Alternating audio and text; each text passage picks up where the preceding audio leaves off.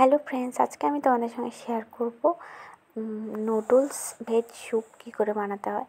তো এই যে আমি এখানে প্রথমে একটা কুকারের মধ্যে বাটার নিয়ে নিচ্ছি, তার মধ্যে দিয়ে দিলাম রসুনের কুচি, পেঁয়াজ কুচি, টমেটো কুচি আর যে ভেজিটেবলগুলো ছিল সেগুলো চয়েসেবল, সবাই নিজের মতো নিতে পারে। ক্যাপসিকাম, গাজর, বিনস, মটরশুঁটি যেগুলো থাকে আর কি।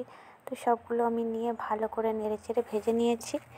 এই যে এখন দেখতে পাচ্ছ ভালো করে নেড়েচেড়ে এগুলোকে একটুখানি ভেজে নেব। তারপরে এর মধ্যে পরিমাণ মতো লবণ দিয়ে দেবো যাতে ভালো করে এটা ভাজা হয়ে যায়।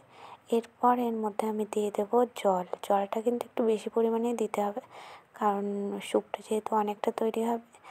আমি এখানে এই যে দুটো হুইসেল পড়ার জন্য অপেক্ষা করব। তার মধ্যে আমি একটা বাটির মধ্যে নিয়ে নিচ্ছি কর্নফ্লাওয়ারের গুঁড়ো, ওটাকে জল দিয়ে গুলে রেডি করে রেখে দিচ্ছি।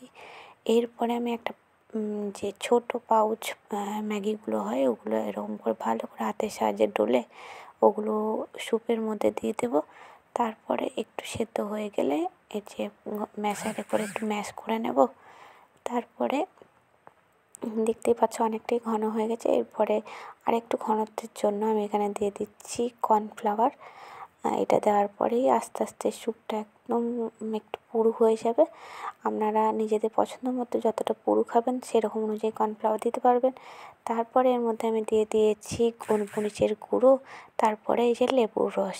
তো তারপরে স্যুপের বাটিতে ঢেলে গরম গরম শীতে খেয়ে নিন। টাটা।